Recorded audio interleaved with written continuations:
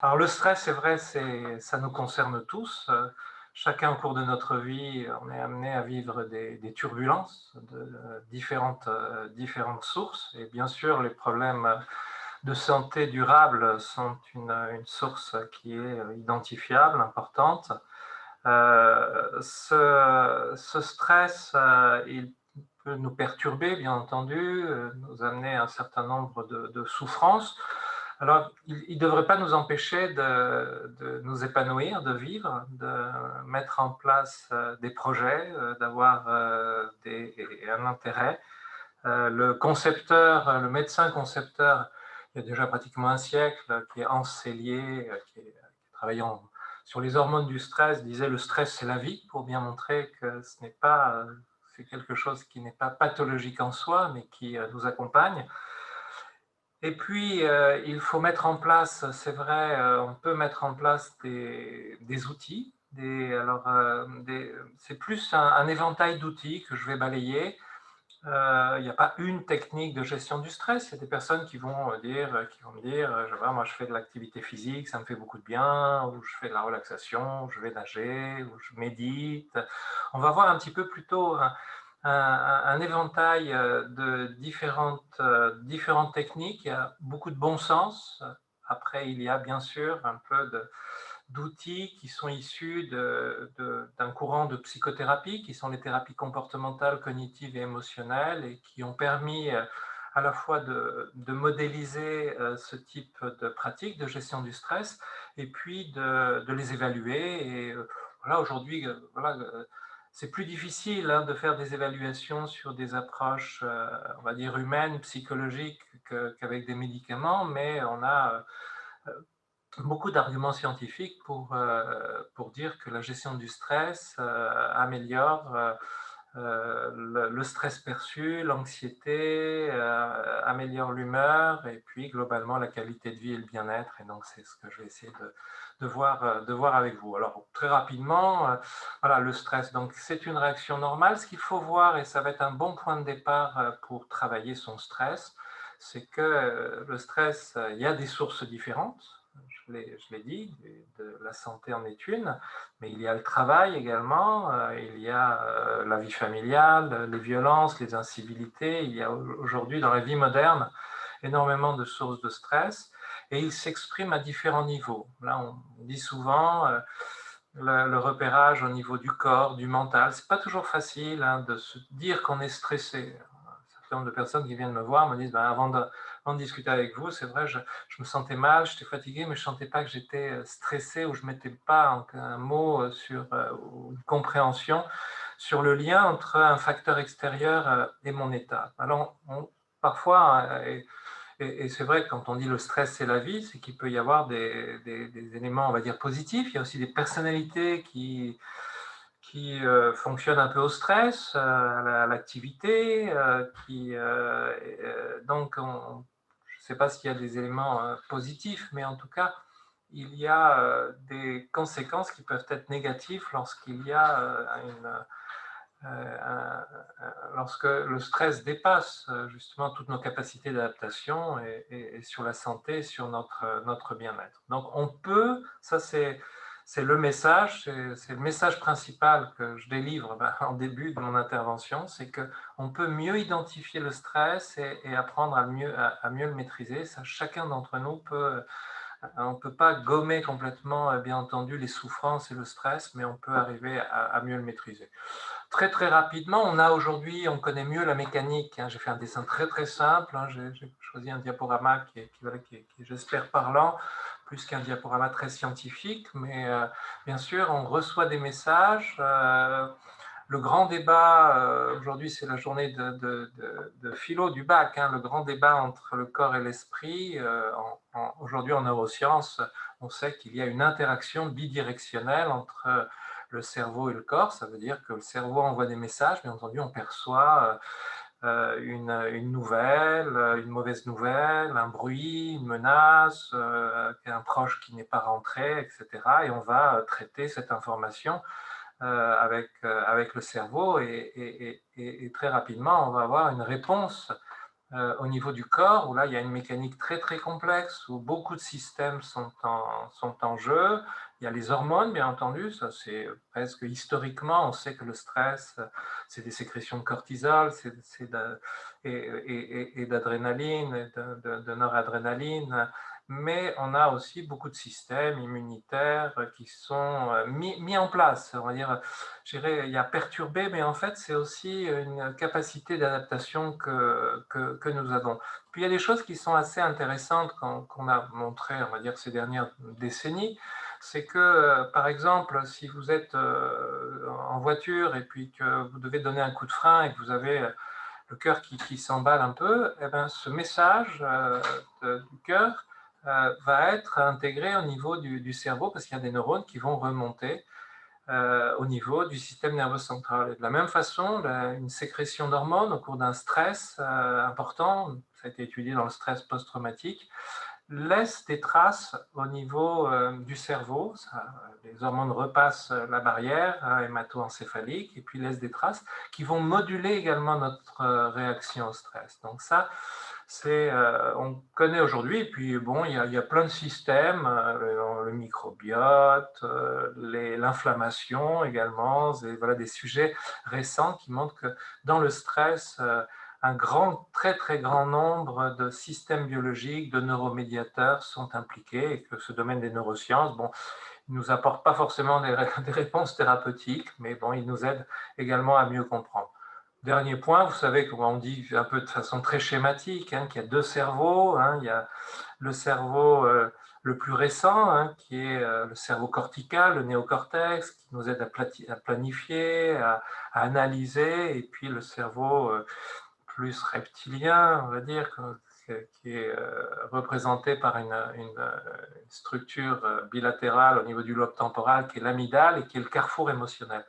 Et aujourd'hui, on considère que pour beaucoup de personnes, dans le cadre du stress et de l'anxiété, il y a un petit peu un déséquilibre qui peut exister entre la partie très émotionnelle de l'amygdale, dans le stress post-traumatique, dans des événements brutaux, négatifs que l'on reçoit. On peut avoir une activation de l'amygdale qui est visible également en imagerie cérébrale, et puis le fonctionnement du cerveau. Et ça, c'est un petit peu ce qui sert de modèle très très simplement aujourd'hui, comment on peut mieux équilibrer dans certaines circonstances de notre vie et chez certaines personnes cette balance entre, on va dire, l'émotion, la partie réflexe, et puis la partie qui freine un petit peu. Voilà, alors moi j'utilise souvent un peu cette image parce que bah, vous le vivez dans les parcours également de santé. Voilà, supposons que vous avez un rendez-vous au CHR, puisque là sur la photo vous voyez que c'est bien Paris-Dunkerque, on est bien sur la route du CHR. Bon là il fait un peu plus sec, j'ai l'impression, mais il peut y avoir un orage violent, etc. Et en fait, on a choisi de prendre l'autoroute pour aller plus vite, et puis on se retrouve coincé. Et là, à ce moment-là, donc ces situations, qui est une situation tout à fait commune, mais l'idée et le repérage, et ça je vous inviterai dans des situations de stress, quelles qu'elles soient, à prendre le petit dessin là sur la gauche et se dire qu'est-ce que je me dis, qu'est-ce que je ressens et qu'est-ce que je fais. Alors, ça fait un peu comme si on découpait notre ressenti, mais en fait, l'émotion, quand elle est globale, elle est impossible à vraiment identifier. Et ce découpage, alors on peut faire un petit tableau hein, dans le domaine des thérapies comportementales, cognitives, émotionnelles. On a beaucoup comme ça d'outils qui nous permettent de s'auto-évaluer, de faire une sorte d'arrêt sur image, de faire un pas de côté. Donc j'ai ma situation stressante, je suis bloqué dans la circulation. Ce que je ressens, c'est une tension intérieure, une respiration rapide. Je suis en colère parce que je me dis, c'est complètement idiot, le médecin va m'attendre, j'espère qu'il va me prendre si j'ai du retard, etc. Et puis, ce que je fais, ben, j'essaye d'appeler. Aujourd'hui, on a tous un portable. Je me dis, voilà, je m'en veux également. Donc, ce que je me dis, c'est que je peux m'en vouloir en me disant pourquoi j'ai changé d'itinéraire, etc. Et donc, on a cette réaction comme ça à partir des différentes dimensions, c'est des éléments très très importants dans des choses qui sont sérieuses, on va dire, de la vie. Ça peut être l'attente d'un examen, ça peut être un événement à venir, et puis également dans des choses plus mineures que l'on vit tous. Si vous attendez le plombier ou si vous avez une fuite chez vous ou quelque chose qui est ces petits tracas du quotidien. Alors, je passe très vite, mais comme on s'est arrêté sur la biologie, on sait que tous les systèmes sont concernés. Bien entendu, sur le plan physique et sur le plan des signes, des symptômes, le corps parle énormément avec des signes aigus, plus diffus, mais tous les symptômes, beaucoup de symptômes cardio-respiratoires, bien entendu, qui sont souvent au premier plan, mais il y a aussi les sueurs, les tremblements, les problèmes digestifs, les troubles du transit, l'envie d'aller aux toilettes, etc., les douleurs, etc. Alors tout cela, vous voyez, pour des personnes qui vivaient avec une maladie, ça peut se confondre, bien entendu, avec les symptômes de la maladie. Et ça c'est vraiment quelque chose sur lequel il faut s'arrêter et il faut arriver à faire la part de ce qui peut être un signe de la maladie habituelle et puis un signe qui surajoute, qui est lié au stress et l'anxiété. Ça, à la fois, c'est pas évident, mais quoi qu'il en soit, par la gestion du stress, on peut agir sur les deux. On va agir bien entendu sur les signes qui sont liés à la gestion du stress, mais aussi on peut, dans une certaine mesure, diminuer, atténuer des signes qui sont plus soit fonctionnels ou soit même organiques. On sait que la gestion du stress, on diminue un peu la tension artérielle, on modifie des facteurs inflammatoires, des facteurs digestifs, endocriniens, etc. Donc, bien sûr, on ne peut pas complètement changer, ça ne peut pas remplacer ni les médicaments, ni les traitements, mais on peut modifier. Donc, tous ces signes, c'est très important. Après, alors, bien sûr, moi, je suis psychiatre, comme vous l'avez dit, et donc, l'élément central dans le stress, pour moi, ce n'est pas simplement le physique, mais c'est voilà, ce petit vélo dans la tête, hein, c'est ça, dans le Nord on dit psychoter, hein, c'est quand ça on tourne en rond, les mêmes choses, qu'on sait que peut-être ça c'est pas forcément utile, mais des fois ça fait du bien, et puis des fois c'est complètement inutile, et là on est en dialogue un peu avec soi-même, des fois on se culpabilise, des fois on rumine sans vraiment agir, en se disant j'aurais pas dû faire ça, et puis là, et puis, etc. On en veut aux autres, parfois on en veut à soi-même, on procrastine, on revient sur les choses, on diffère ce que l'on doit faire, etc. Et puis le doute, bien entendu, qui est le propre de l'humain, mais le stress rajoute énormément d'un questionnement qui peut amener à un mal-être. Même on peut même ruminer sur ses propres pensées, ce qu'on appelle les métacognitions. Je ne devrais pas penser comme ça, je ne devrais pas être comme ça. Nous, dans la famille, des jugements de valeur, nous, dans la famille, on est tous stressés, ma mère était stressée, moi je suis stressé, etc. Et tout cela, c'est un dialogue qui n'est pas délirant, qui est tout à fait humain et normal, mais qui en fait devient obsédant. Et en fait, il est difficile de sauter ces idées. Alors là, voilà, vous connaissez Jacques Sparrow et Pirates des Caraïbes, et donc sur un plan plus, on va dire, on pourrait qualifier un peu d'animal, de réactionnel, bien sûr, face au stress, on lutte ou on fuit. Il n'y a pas une stratégie qui est meilleure qu'une autre. Il y a parmi les mécanismes de coping, c'est un terme anglais qui veut dire faire face. Il y en a plusieurs. Parfois, il faut se mettre à distance.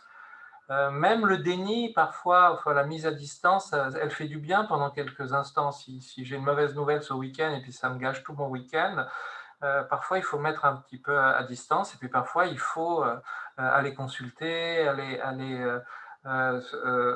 tout mettre en place, être observant pour ces traitements, mettre en place, garder beaucoup d'actions pour s'en sortir.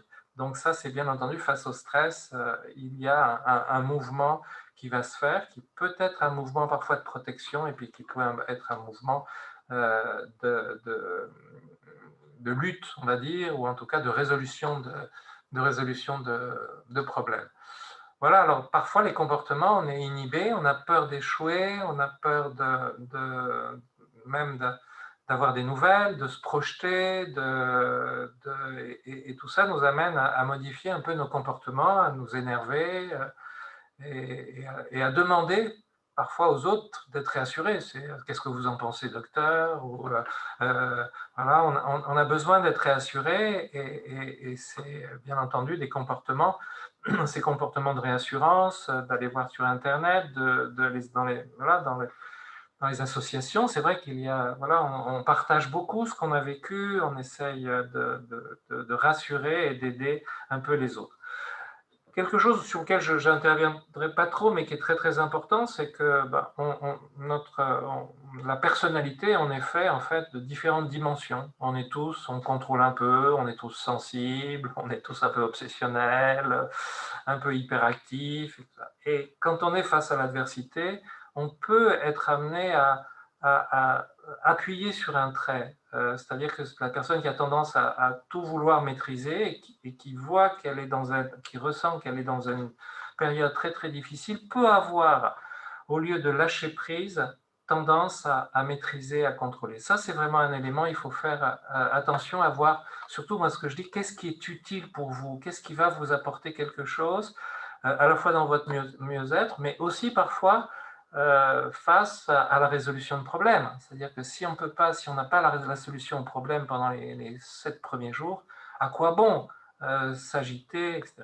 Et puis, bien entendu, quand le stress amène à un état de mal-être, et face à cet état de mal-être, eh ben, on peut avoir aussi recours à grignoter, à prendre un peu d'alcool, des médicaments anxiolytiques, etc. Donc, ils ne sont pas en soi complètement négatifs, mais il faut essayer de faire, bien entendu, sans ces médicaments. Et puis, le tabac aussi, dans les périodes de stress, beaucoup d'études montrent que la consommation de tabac augmente, et puis d'alcool. Les émotions, vous avez compris, ben voilà, mettez-vous dans une situation qui vous a vraiment rendu en colère, contre vous, contre les autres, contre un proche parfois, mais pourquoi tu as oublié ça, tu ne me l'as pas dit, etc. Et là, voilà, hein, le cœur a ses raisons que la raison ne connaît point. Voilà, et donc, on peut difficilement maîtriser, on est dans une réaction réflexe et face à la dimension émotionnelle. Le sentiment d'injustice, c'est quelque chose de très très marqué, hein, surtout au début, quand la maladie vous tombe comme ça dessus et que l'on peut rien faire sur le moment.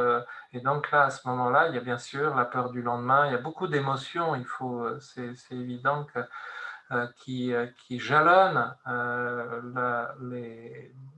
une, une maladie qui est durable, qui accompagne dans beaucoup d'états, beaucoup de déceptions, des petites choses à minima. Je vois un patient voilà, qui était très déçu parce qu'il devait faire un déplacement, il a une polyarthrite, et puis là il avait très mal, il dit j'ai dû céder, j'y suis pas allé, mais j'en étais malade toute la journée, alors que mes amis étaient partis, aller faire une excursion, partir dans un musée, etc. Et donc, ça amène aussi presque de la culpabilité, ça se retourne contre soi. Et donc, tout cela, c'est vraiment, il faut à la fois en parler, mais aussi s'en extraire, parce que ça, ces émotions, on sait qu'elles sont très, très négatives pour la santé. Ça rajoute, alors, c'est un peu cela de cette spirale du stress, c'est-à-dire qu'il y a ces trois dimensions. La sensation, si je ressens, je ne suis pas bien, j'interprète, je me questionne, je suis plutôt négatif, parce qu'en général, voilà, c'est plutôt négatif avec moi-même.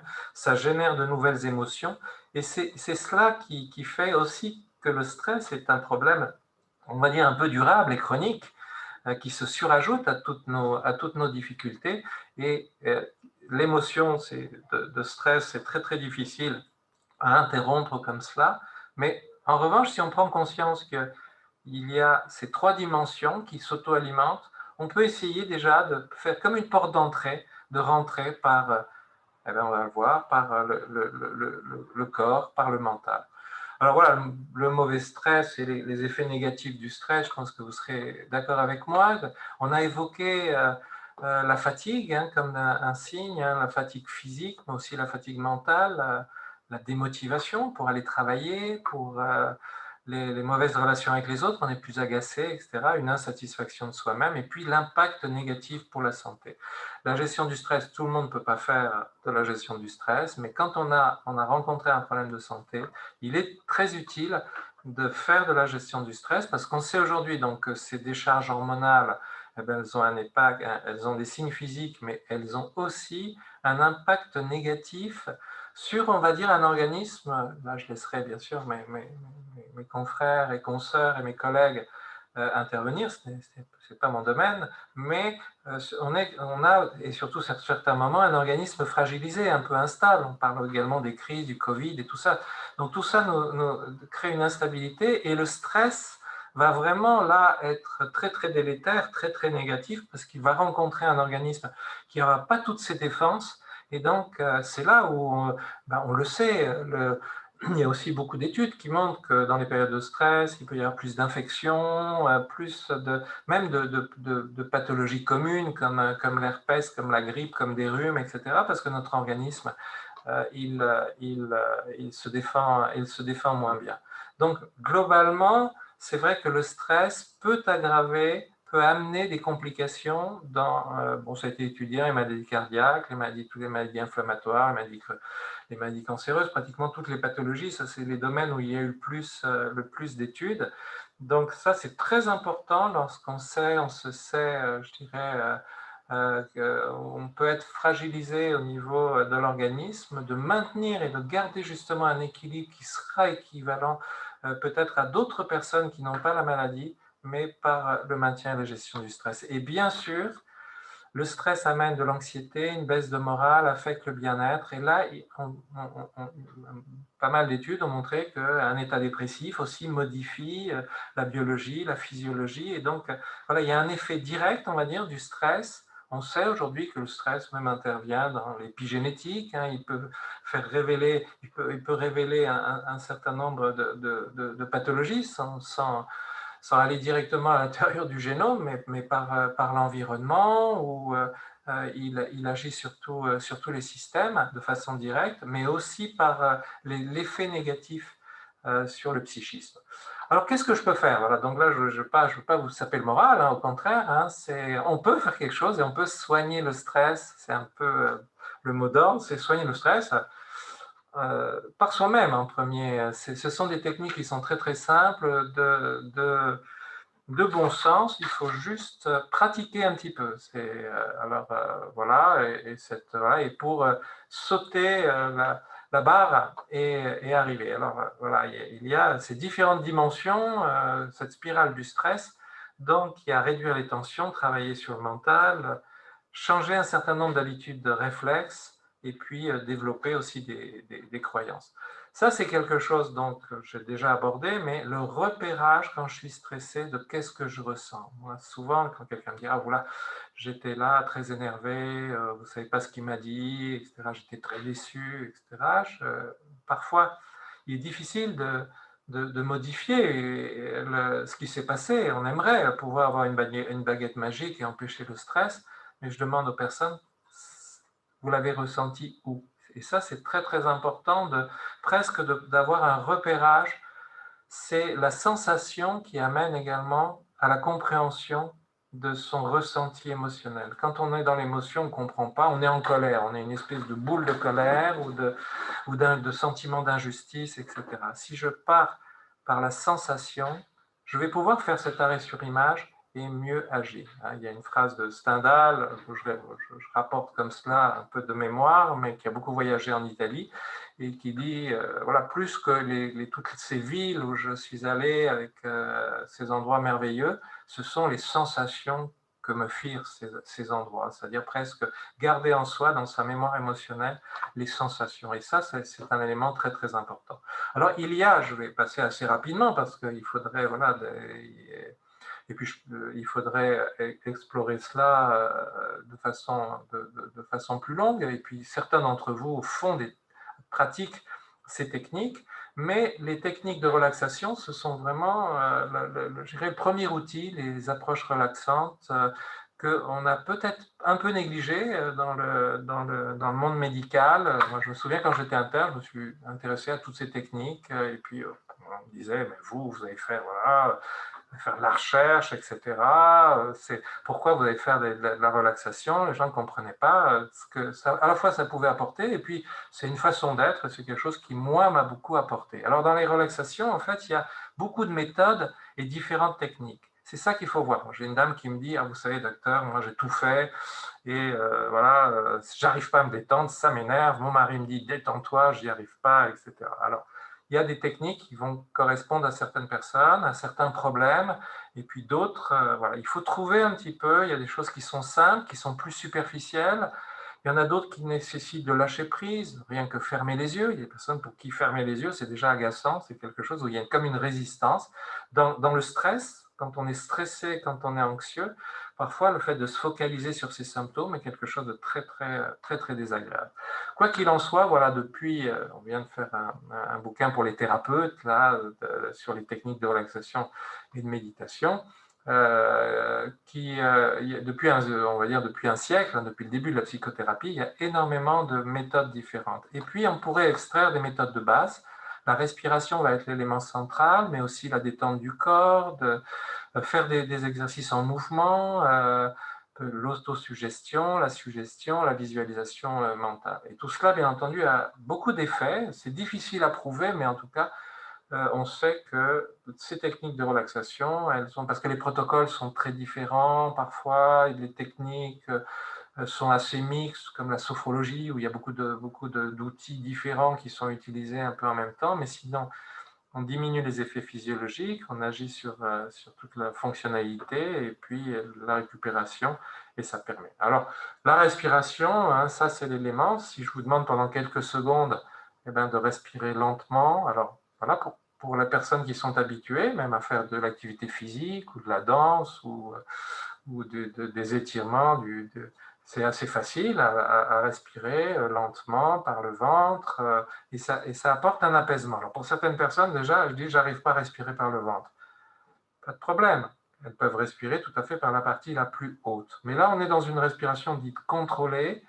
On prend la main avec sa respiration parce que la respiration, c'est l'outil physiologique qui est automatique, comme tout le système qu'on appelle système nerveux autonome, mais qui est à la fois sur lequel on peut agir, qui est à la fois, on a la main. Et donc ça, si je vous demande de ralentir votre cœur, à moins que vous ayez voilà, été dans un monastère et que vous êtes yogi et que vous faites pratiquer depuis 20 ans, ou voire plus, mais sinon c'est difficile de ralentir son cœur, tandis que ralentir sa respiration, c'est quelque chose.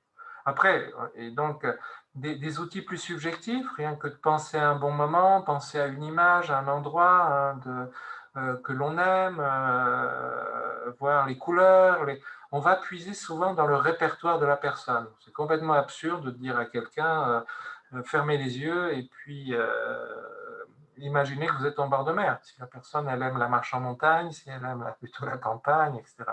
On puise dans ce répertoire de voir aussi les moments où on a été apaisé. Ça, c'est très important pour chacun de se dire l'état dans lequel je suis, là, si je ne suis pas bien, je n'ai pas été toujours comme ça.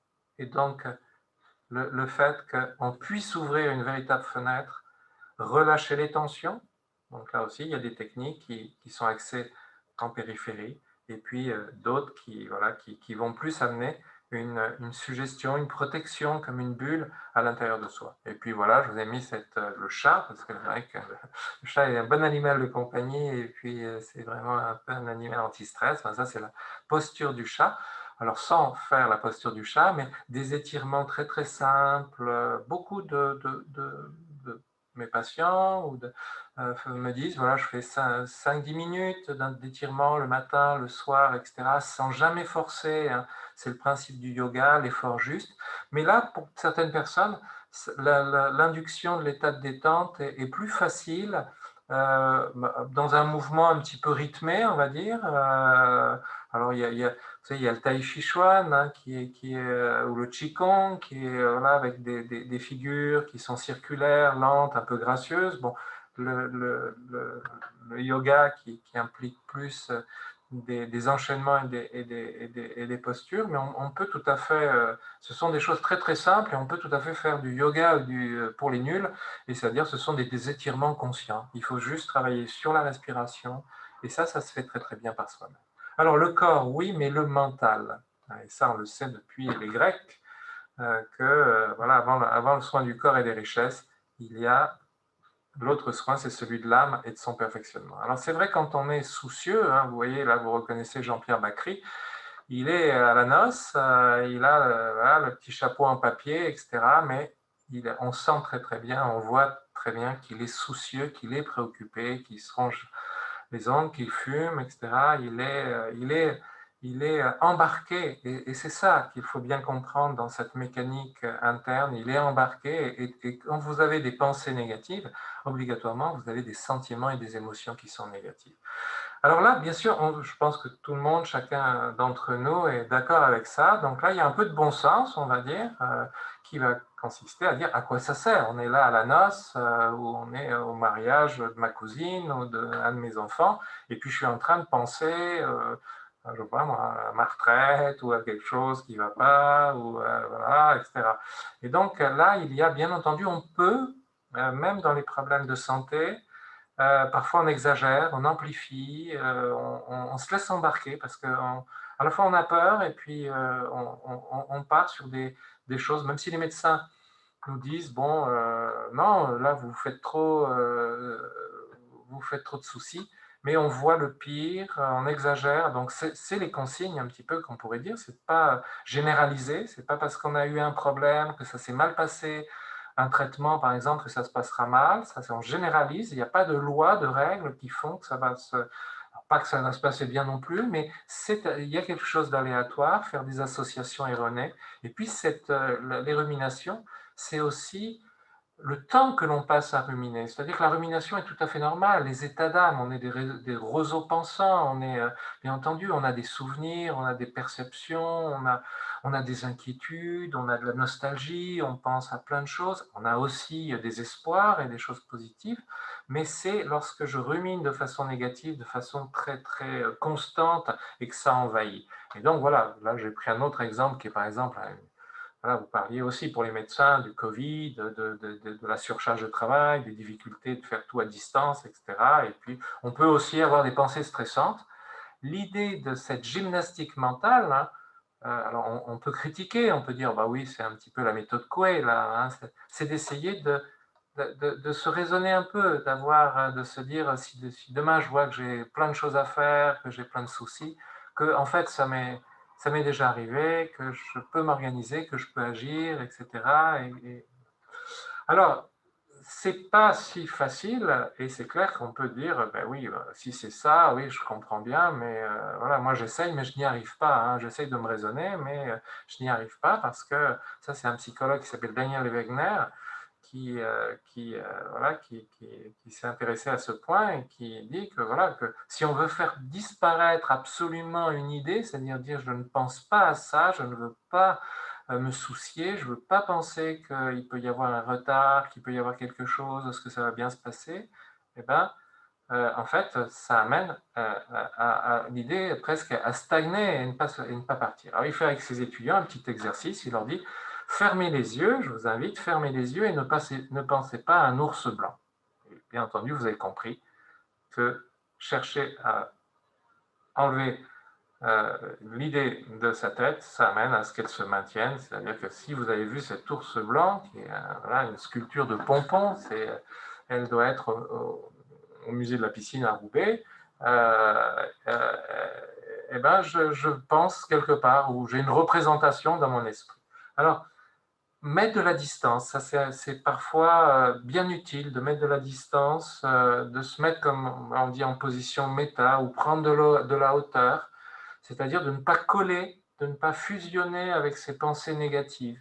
Et le terme en psychologie, en TCC, va être de défusionner, c'est-à-dire de, quelque part, prendre de la distance. C'est pas de se dire que c'est pas là, que mon inquiétude n'est pas là, que je n'ai pas des problèmes de santé, etc.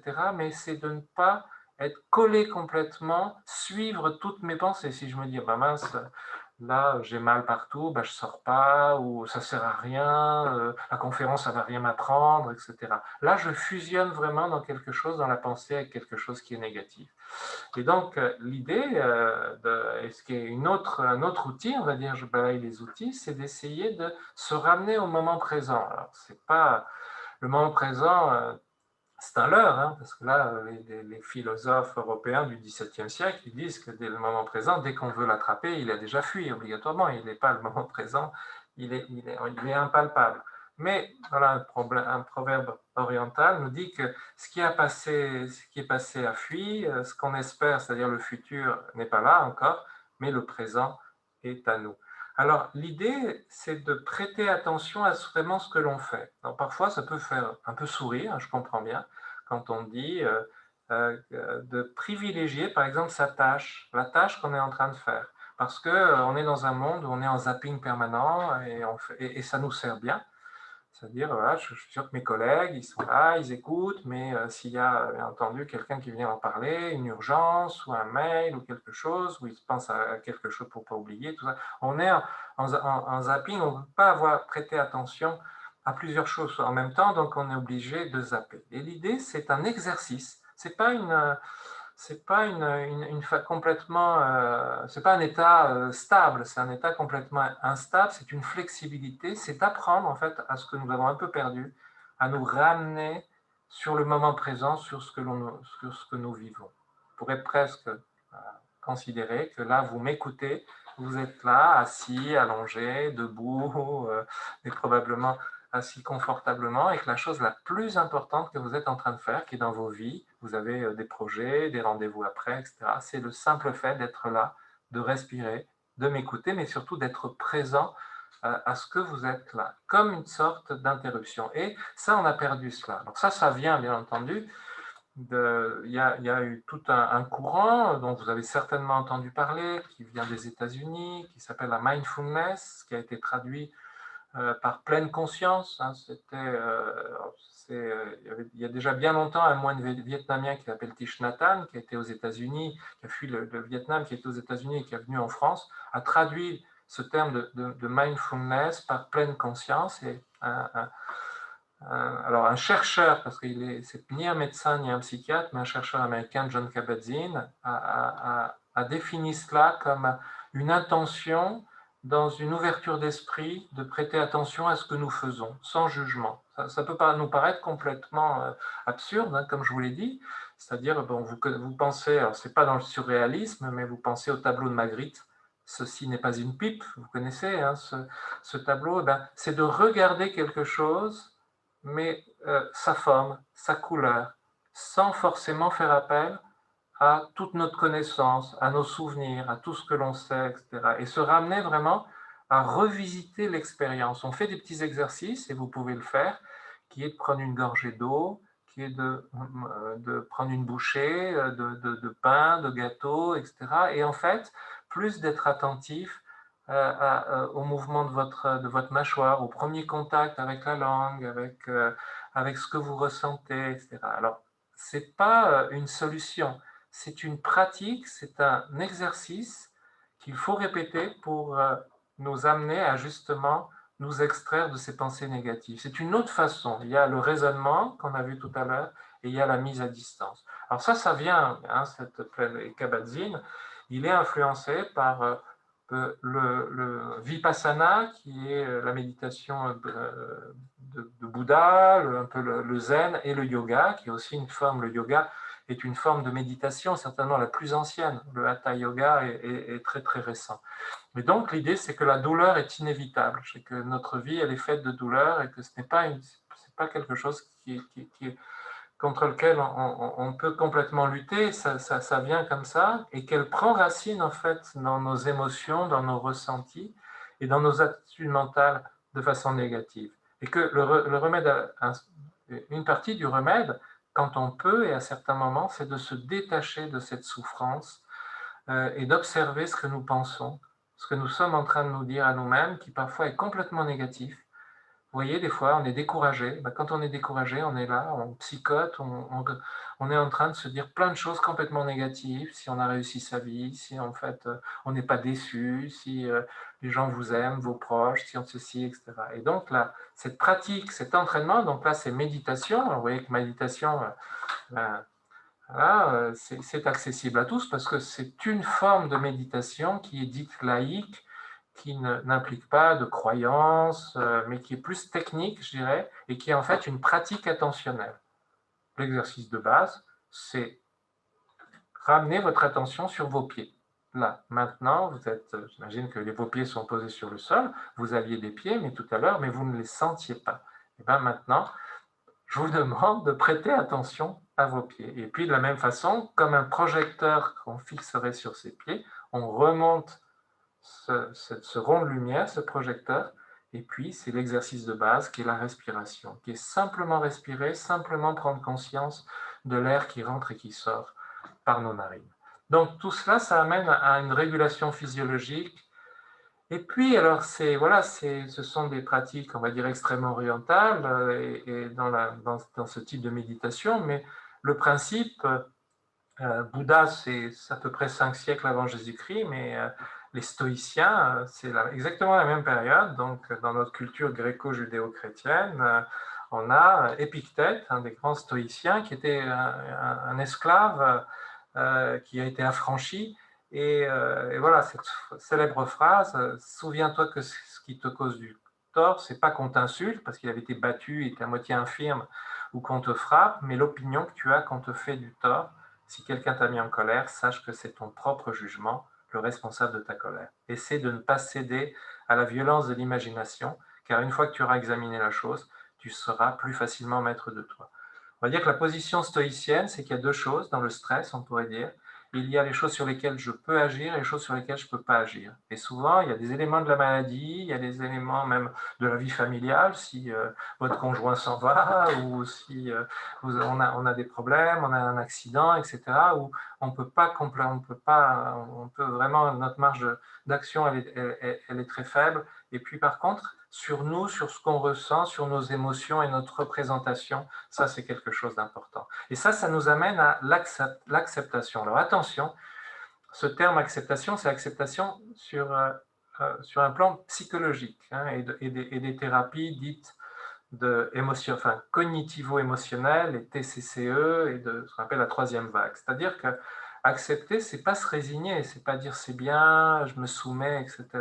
C'est sortir de sa souffrance pour quitter et pour aller ailleurs, quelque part. C'est-à-dire de dire que tant qu'on n'a pas accepté le fait que quelque chose soit vraiment là, soit présent et que je dois vivre avec, eh bien, quelque part, je suis dans une lutte, je me bats. Prenne l'exemple, hein, dans ce courant qui est les sables mouvants. Si on est dans les sables mouvants, plus on se débat, plus on s'agite et plus on s'enfonce. Moi, j'utilise aussi un petit peu cette image de la poussière dans l'œil. Ça nous est tous arrivé d'avoir une poussière dans l'œil. Et puis, si vous frottez, vous avez l'œil 2 fois plus rouge. Et si on laisse l'inconfort de ce pic, eh ben, à ce moment-là, on a plus de chance avec le vent, avec les larmes, que l'inconfort passe. C'est bien ça, cette idée de s'extraire. Voilà, il y a les émotions, donc ça nous aide à gérer les émotions, les reconnaître, je vais aller maintenant rapidement, les ressentir, les exprimer. On peut aussi essayer de les gérer, mais aussi de les accepter, comme on l'a vu, de les partager. Vous êtes soutenu par aussi les soignants, la famille, les aidants, etc., qui apportent beaucoup de soulagement dans des émotions, des confidents. Déjà, c'est parfois pas forcément des proches parce qu'on n'ose pas parler de choses plus intimes, et puis les suivis parfois, les accompagnements psychologiques, et puis les émotions positives. Alors, vous ne recevez pas compte rendu de vos émotions dans la journée, mais on pourrait dire que si vous avez une émotion négative dans la journée, il faudrait que vous compensiez avec 2 ou 3 émotions positives et de ne pas se laisser avoir un rapport négatif avec plus d'émotions négatives que d'émotions positives. Bon, c'est un petit peu là aussi quelque chose qui peut paraître très très simple, mais qui montre qu'il faut sortir, bouger, etc. La preuve, c'est très facile quand il fait beau, quand on est à la plage, d'être joyeux, d'être heureux. Ça, c'est une photo de mon ami Laurent Mailleux qui a fait beaucoup d'illustrations de mon site, etc. Alors, vous reconnaissez peut-être, pour ceux qui vont au Touquet, hein, c'est parce que c'est sur la pochette du dernier disque, du CD de l'album de Louane, on voit ce jeu d'enfant qui s'appelle Joie de vivre. Mais là, voilà, joie de vivre alors qu'il pleut, avec le parapluie, et avec les chaussettes et les chaussures. Eh bien, on peut avoir de la joie, on peut être content, quel que soit le temps qu'il fait, et pas simplement dans les journées magnifiques où il y a un beau ciel bleu, etc. C'est ça, de créer des émotions positives. Alors, s'exposer, ça c'est un élément qui est très très important, c'est que parfois on va éviter. Alors, on le sait bien en tant que médecin, parfois, par exemple, certaines personnes évitent de faire des bilans, des examens. Pourquoi? Parce qu'elles ont peur de souffrir, elles ont peur de la mauvaise nouvelle. Et là, bien entendu, le fait d'éviter par de multiples façons, par le comportement, mais ça peut être aussi par les pensées, les attitudes, eh bien, on soulage de façon très partielle notre émotion négative, mais en fait, elle s'auto-alimente, puisque la fois suivante, on ne supportera pas la confrontation. L'émotion, la source émotionnelle, elle est là. Et le fait comme un exercice, là aussi, mais de se confronter à ce qui peut faire un peu souffrir, ce qui peut faire du mal, etc., ça peut nous amener à apporter des comportements. Et puis le dernier point, c'est bien entendu l'action. Il ne faut pas oublier l'action. Et cette action, parce que la maladie, elle est pernicieuse et parfois, eh bien, elle voudrait nous empêcher d'avoir du plaisir, de faire ce que l'on aime, d'avoir des projets, etc. Et ça, il faut bien voir, ça s'appelle la boussole des valeurs. C'est-à-dire, bon, on va prendre les 4 grands cadrans de la vie. Il y a la santé, l'équilibre psychologique, il y a le travail, il y a le loisir, il y a les relations familiales. Et parfois, et de voir nos actions, si elles vont dans le sens de nos valeurs. Donc, c'est clair que quand on est malade, on peut avoir beaucoup d'actions, bien entendu, qui vont que dans le sens de sa santé. Tout tourne autour de la santé. Alors, c'est très bien, mais on va négliger d'autres choses, de loisirs, de sortir. Et ça, c'est très, très important de maintenir des actions, surtout quand on vit une difficulté. C'est le moment, moi je dis, même dans le cadre de stress, même au travail, de personnes en arrêt de travail, etc., je leur dis toujours, il faut profiter, c'est le moment, c'est le moment pour explorer des choses que vous n'avez pas faites et qui peuvent vous apporter. Voilà, et puis bien entendu, je n'en ai pas parlé en tant que psychiatre, parce que plein de mes collègues et confrères et consoeurs en parlent, voilà, le répètent, hein, mais le bon mode de vie, bien sûr l'activité physique, l'alimentation, c'est aujourd'hui très très important, les rythmes, le sommeil, connaître son rythme, etc.